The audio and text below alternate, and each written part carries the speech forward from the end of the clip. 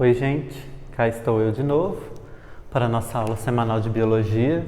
Hoje vou tentar ser um pouquinho mais objetivo. Depois, na hora que eu vi que eu tinha falado 1 hora na cabeça de você semana passada, fiquei até com uma certa dó. Módulo amarelo, hoje, dando continuidade à nossa matéria, nós vamos pegar aí a partir da página 6. Hoje nós vamos começar a falar sobre os 5 reinos animais, aliás, 5 reinos de seres vivos que a gente tem, não de animais, né? E aí são 5 reinos básicos, né, que eles são divididos. O reino Monera, que é o que a gente vai falar hoje, o reino Protista, o reino Fungi, o Plantae e o Animalia. O reino Monera e o Protista são os reinos dos seres mais simples, considerando assim estrutura e organização celular. São as bactérias, algas, protozoários, eles estão aí divididos nesses 2 reinos. O reino Fungi, como o nome dele já sugere, é formado basicamente pelos fungos. Aí a gente tem, né, cogumelos, musgos, que que eles possuem assim uma estrutura um pouco melhor, eles já possuem assim uma maior quantidade de células, possuem outras estruturas aí no seu organismo. Depois nós temos o reino Plantae, que também, como o nome sugere, fala das plantas, é o reino que vai englobar todas as plantas. E por último aí o reino mais desenvolvido, biologicamente falando, o reino Animalia, que é formado pelos animais, que são seres mais desenvolvidos, mais complexos biologicamente falando, porque eles possuem o maior número de estruturas, de sistemas, um metabolismo com maior complexidade. Então hoje vamos começar pelo mais simples de todos, que é o reino Monera. O reino Monera ele é formado por bactérias e cianobactérias. São seres unicelulares procariotas. Vocês lembram? Eu falei para vocês lá no início do ano sobre os tipos de célula, né? Que a gente tinha a célula procariota e a célula eucariota. A célula procariota é a célula mais simples. Então, os seres do reino Monera, bactérias, cianobactérias, alguns tipos de alga, elas são todas procariotas, são formadas pelas células mais simples. A estrutura delas é o mais simples possível. Essas bactérias, esses seres procariotas, eles podem ser autótrofos, ou seja, produzir o seu próprio alimento, ou eles podem ser heterótrofos, que não produzem o seu próprio alimento, precisam de uma fonte de alimento externa, como a nossa espécie, né? A gente não produz o próprio alimento, a gente se alimenta de fontes externas de energia. Então aqui a gente tem, né, uma ilustração sobre alguns integrantes do reino Monera, bactérias e cianobactérias aqui, que são as principais participantes deste reino, né? São os principais representantes deste reino aqui. Então, já falei para vocês aqui, as características gerais são essas: unicelulares, procariotas, autótrofos ou heterótrofos. Seguindo aí, a gente tem aqui as 4 características básicas que toda bactéria vai ter. Na estrutura da bactéria, na célula, né, porque ela é formada por uma única célula, ela vai possuir essas 4 estruturas. Toda bactéria tem essas 4 estruturas. Algumas vão ter outras estruturas além dessas 4, mas essas aqui são universais para todas as bactérias. Elas possuem membrana plasmática, que é a membrana que envolve a célula para poder dar forma e estrutura. Elas vão possuir citoplasma, que é o material, não chega a ser líquido, né? Mas simplificando aqui para vocês, que é o líquido que fica ali dentro da célula. Ela possui ribossomos e ela vai possuir o cromossomo bacteriano, que é o material genético. É um material, como é que falou aqui? Cadê o termo?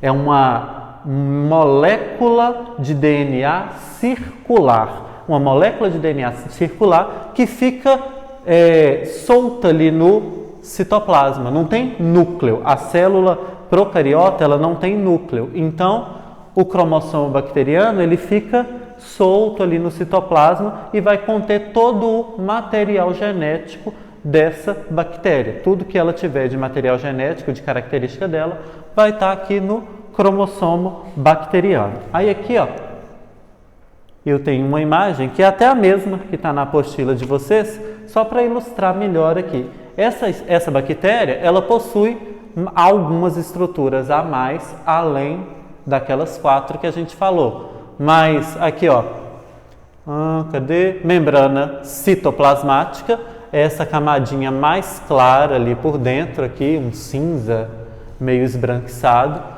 Os ribossomos são esses grãozinhos aqui dentro da célula, que eles estão, deixa eu olhar aqui pela apostila, que pela apostila eu vou conseguir falar. Aparentemente eles são verdes, né? Na imagem eles estão verdes. Então são verdezinhos. A outra, o nucleóide, que é aqui o cromossomo aí, essa coisinha azul.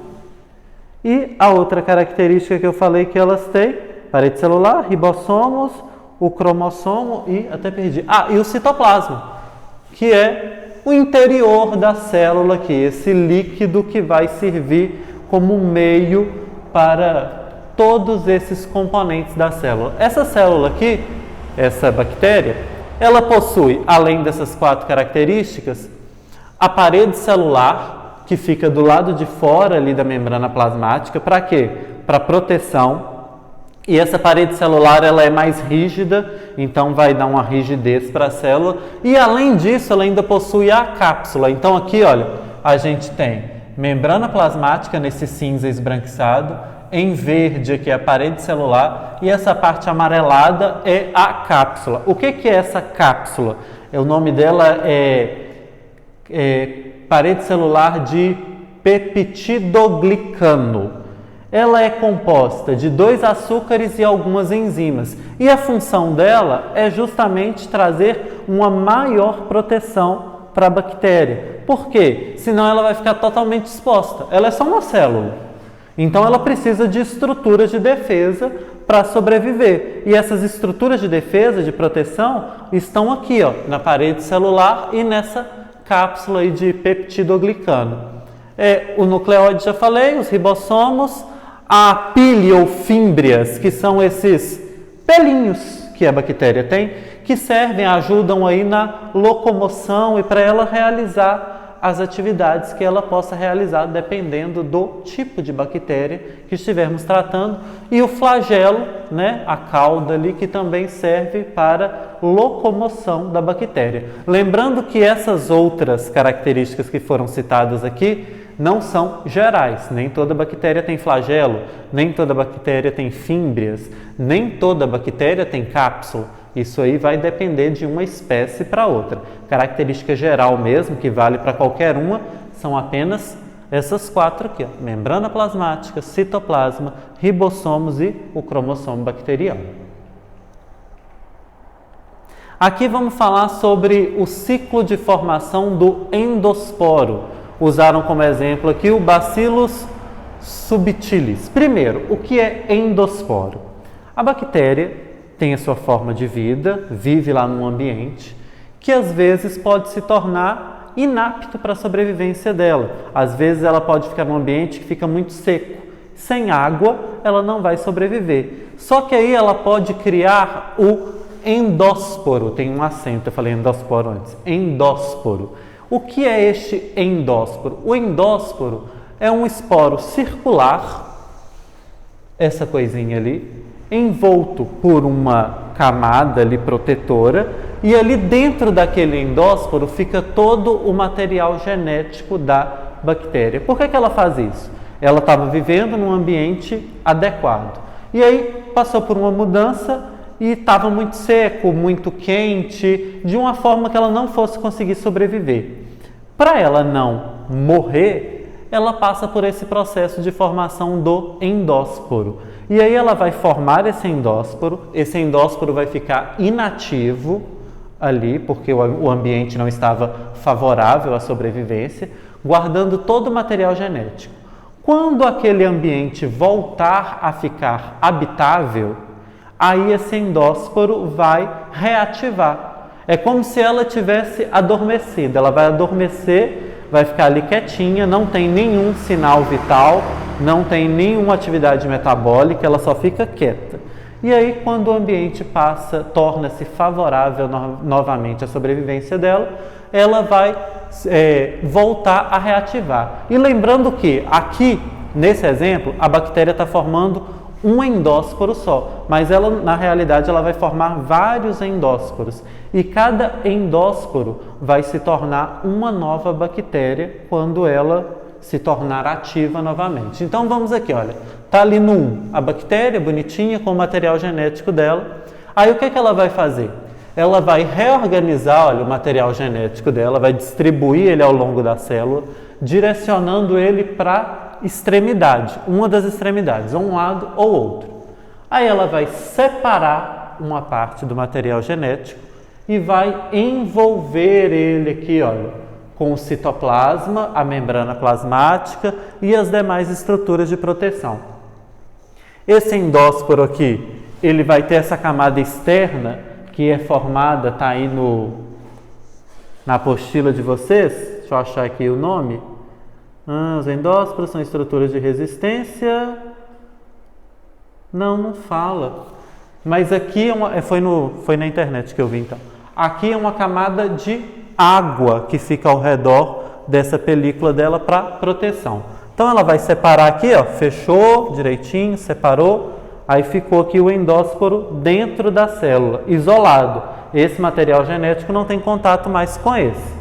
Esse endósporo vai ficar rígido aqui dentro da célula até ele virar essa espécie de, pode-se dizer, um ovinho da bactéria. E ele vai ficar inativo, quietinho ali. Quando aquele ambiente se tornar favorável à sobrevivência dela, esse endósporo vai se transformar em uma nova bactéria. Então, a bactéria ela entra em coma induzido, ela se coloca em coma induzido para poder sobreviver, e quando o ambiente volta a ser favorável à sobrevivência dela, ela se torna uma bactéria novamente. Certo? Seguindo aí, vamos falar da nutrição das bactérias, como as bactérias se alimentam. Eu tenho aí dois tipos de nutrição. Eu tenho bactérias heterótrofas e bactérias autótrofas.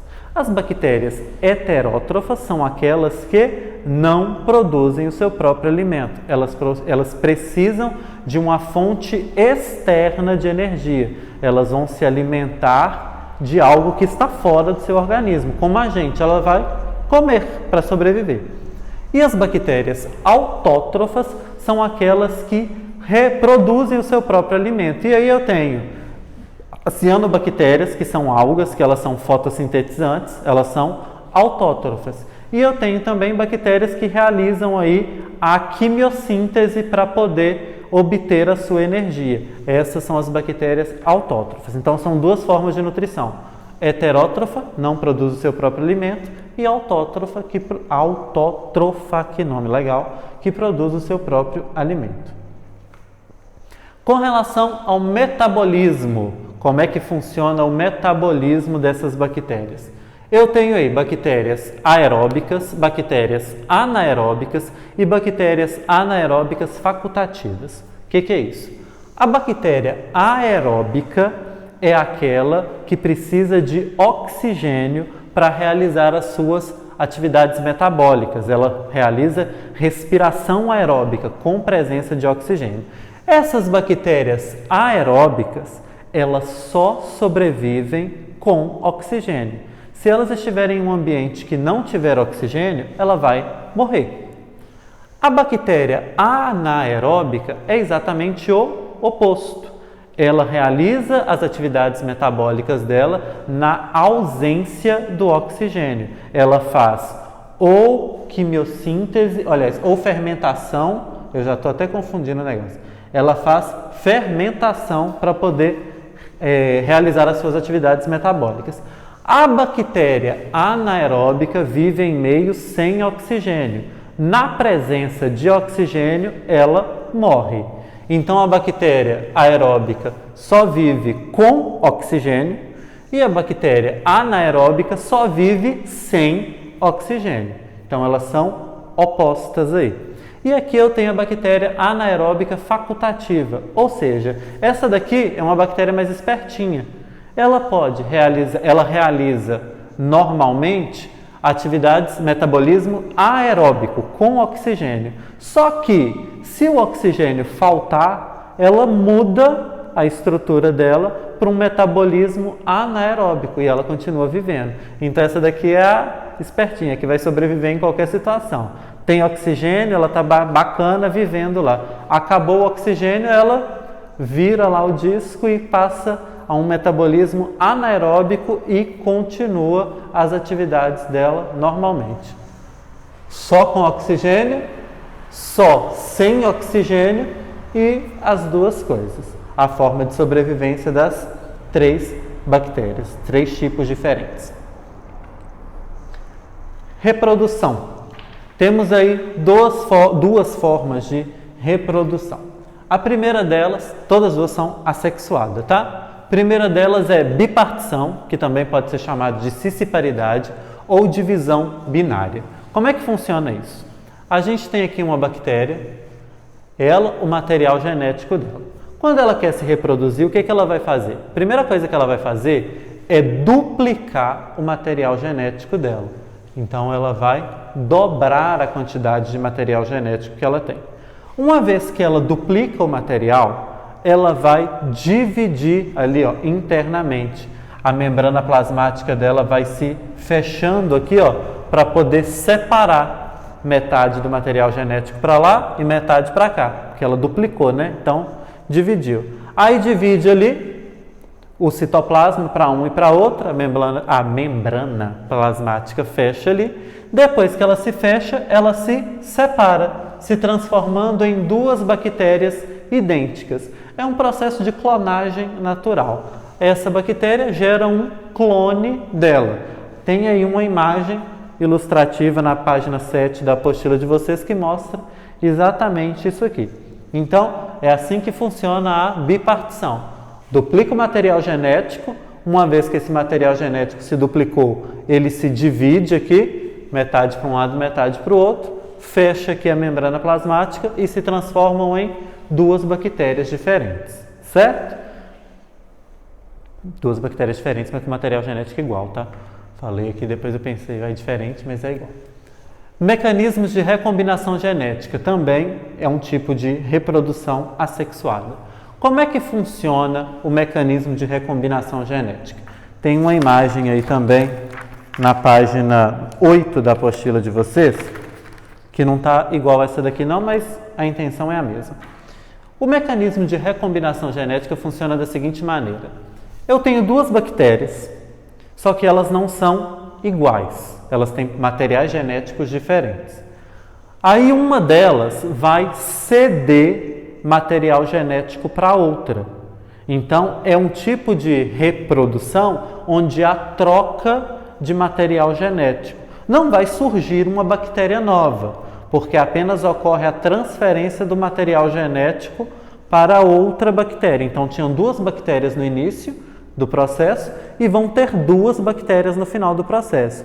A gente fala que isso é um processo de reprodução porque no final do processo uma das bactérias vai estar geneticamente falando diferente do que ela era no início. Então eu tenho aqui, olha, a bactéria F positivo e a bactéria F negativo, que eu posso chamar também de bactéria macho e bactéria fêmea no processo ali. A bactéria macho possui aqui o cromossomo bacteriano, a fêmea também, só que essa daqui, ó, ela possui esse fator F, que aí na apostila de vocês está descrito como plasmídio. Ela tem aqui o plasmídio. Esse plasmídio é que ela vai ceder para outra bactéria. Aí elas vão realizar uma conjugação, uma ponte de citoplasma. A membrana plasmática da fêmea vai se abrir, do macho também, e vai se ligar temporariamente. Então liga ali a membrana plasmática das duas e forma uma ponte, um caminho livre ali. Para quê? Para que esse plasmídio passe dessa bactéria para a bactéria de cá. Então gerou aqui a ponte de citoplasma, o plasmídio é transferido de uma bactéria para outra, parte dele, né? Não ele todo. Aí aqui, olha, como vocês podem observar, ficou o plasmídio para a bactéria macho e a bactéria fêmea também tem aqui material suficiente para gerar um plasmídio para ela.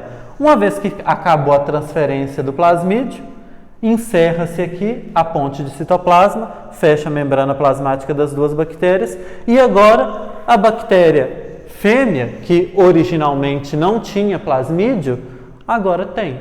Então ela é uma bactéria diferente. Então o mecanismo de recombinação genética vai funcionar dessa maneira. Vai ter uma troca aqui, um compartilhamento de material genético.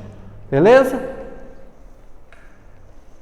Aqui eu tenho o surgimento das cepas resistentes ou superbactérias. Essa imagem aqui, ó, não é a mesma, ou é a mesma? Deixa eu ver. É a mesma que está na apostila de vocês? Na página 8 aqui da apostila de vocês, ó, tem aqui como surgem as cepas resistentes ou as superbactérias, que é a mesma imagem que está ali, tá? Eu procurei para ver se eu achava a mesma. Primeiro, o que são superbactérias? Superbactérias são bactérias que apresentam alta resistência ou total resistência a antibióticos, que são os medicamentos usados para tratamento de infecções bacterianas. Então, às vezes surge um tipo de bactéria que ela é resistente aos antibióticos utilizados e aí ela é chamada de superbactéria. Eu tenho aqui, olha, 1, 2, 3, 4, 5, 6, 7, 8 bactérias. Não importa aqui o exemplo não, mas tá igual aí da apostila, se não estiver dando para ver muito bem aqui, tá? As 8 bactériazinhas, são 7 azuis e uma vermelha. A azul não está dando para ver direito não, mas a vermelha tá. O que acontece? As azuisinhas, elas não têm o mesmo material, elas não têm um material genético idêntico à da vermelhinha não. Mas elas são do mesmo tipo, da mesma espécie, por assim dizer. E aí elas causam uma determinada infecção que vai ser tratada com um antibiótico. As 7 bactérias azulzinhas vão morrer com este tratamento. A vermelha, ela é diferente, ela possui características genéticas diferentes e ela vai ser resistente àquele tratamento, ela não vai morrer. Então ela sobreviveu aqui. Uma vez que ela sobreviveu àquele tratamento, àquele antibiótico, ela vai se reproduzir. E agora, as bactérias que antes morriam com aquele antibiótico, as bactérias daquela espécie que morriam com aquele antibiótico, agora não vão morrer mais, porque todas serão resistentes àquele antibiótico. Então, essa é uma forma de surgimento de uma superbactéria. Você faz o tratamento e uma delas, por aleatoriedade da genética, achei o termo, porque a gente sabe que mutações são aleatórias, ela vai apresentar uma resistência àquele antibiótico. Uma vez que ela não morreu, ela vai se reproduzir e aí todas as bactérias que vão surgir vão ser resistentes àquele tratamento. Uma outra forma de surgimento de uma superbactéria é através daquele mecanismo de compartilhamento. A bactéria que é resistente, ela vai ceder parte do material genético dela para uma outra que não era e assim ela também vai se tornar resistente. Então tem ali, olha, o texto 1. Algumas bactérias podem sofrer mutações que conferem resistência aos antibióticos, que foi a bactéria vermelhinha. Quando um antibiótico é administrado, as bactérias que não possuem a mutação morrem, mas a vermelhinha vai sobreviver. As bactérias resistentes à mutação causam uma produção de uma substância que vai anular o efeito do antibiótico, né, a resistência dela. Com o tempo, elas vão ficar todas resistentes, todas as bactérias, e além disso, a bactéria resistente pode doar plasmídios, anéis de DNA, com o gene que confere resistência a outras bactérias, inclusive de espécies diferentes. Então, são as duas formas aí de surgimento das superbactérias. Agora vamos falar aqui da importância das bactérias. Quando a gente fala de bactéria, a gente pensa logo em doença, infecções bacterianas. Mas a gente tem que pensar que biologicamente a bactéria não é só nociva, ela não tem efeitos apenas negativos. Elas têm importantes papéis aí no ciclo da vida que são positivos. Então a gente vai falar sobre isso aqui agora. Primeiro, a importância ecológica das bactérias. As bactérias elas atuam na ciclagem da matéria orgânica, né, lá na decomposição. Depois que o ser vivo morre, ele é decomposto. Quem decompõe ele são as bactérias. Então, sem bactéria não ia ter decomposição, aí a matéria orgânica não ia voltar para o solo para poder permitir aí que a vida continuasse. Outra coisa que as bactérias fazem, elas também atuam nas raízes de determinados vegetais, fazendo a fixação de nitrogênio. Eu já falei isso para vocês numa outra aula, não vou lembrar sobre o que a gente estava falando, mas eu citei essa fixação de nitrogênio. As plantas, a grande maioria delas, elas não conseguem absorver o nitrogênio na forma em que ele é encontrado aí na natureza. Então, as bactérias, elas absorvem o nitrogênio, elas conseguem, algumas espécies, absorver o nitrogênio aí na forma em que ele é encontrado e transformar esse nitrogênio em uma forma orgânica, que então pode ser utilizado pelas plantas. Então, só aí a gente tem 2 exemplos de importância ecológica das bactérias. Elas também são utilizadas em tratamento de esgoto. Várias ETs aí utilizam bactérias para tratamento de esgoto. Elas podem ser utilizadas na... Como é que é o processo agora? Biorremediação, perdi o nome. A biorremediação, que é o processo de tratamento de áreas contaminadas utilizando bactérias, principalmente contaminação com petróleo. Existem bactérias que conseguem se alimentar do petróleo, então elas são utilizadas aí para corrigir alguns desastres ambientais. Então a gente vê que as bactérias têm sim função positiva na natureza. Elas também têm importância econômica. Por exemplo, indústria do leite. Para fazer queijo, coalhada e iogurte, é realizado o processo de fermentação. E para fermentar, utilizam-se bactérias. Há lá a propaganda, não sei nem se vocês pegaram essa propaganda, que antigamente a propaganda do Yakult falava dos lactobacilos vivos. Os lactobacilos vivos são bactérias que tem dentro do leite fermentado. Quando você toma leite fermentado, você está tomando lactobacilos, um tipo de bactéria que não faz mal para a saúde, faz bem aí para a saúde. Então, o processo de fermentação, tanto aí de indústria do leite, também indústria de bebidas alcoólicas, utiliza bactérias para realizar este processo de fermentação. Então, elas têm uma importância econômica. Médica ou técnico-científica. As bactérias são utilizadas aí também para produzir medicamentos.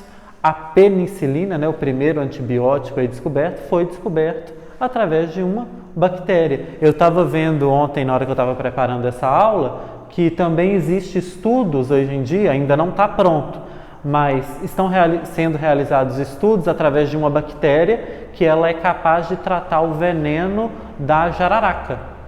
Então eles estão estudando a produção aí de um medicamento para tratar aí, o envenenamento da picada da jararaca, do veneno, através de uma bactéria que consegue anular o efeito deste veneno. Então elas também têm importância médica ou técnico-científica aí no nosso meio. Elas também são muito utilizadas como inseticidas. Tem bactérias que têm propriedades de inseticidas. Então elas são utilizadas em lavouras para poder espantar pragas, Elas vão espantar insetos, reduzindo assim a utilização de agrotóxicos. E aí eu acho que encerramos aqui. Então hoje nós falamos das bactérias, da importância delas. Eu vou mandar para vocês as atividades que vocês precisam fazer aí do módulo amarelo, beleza?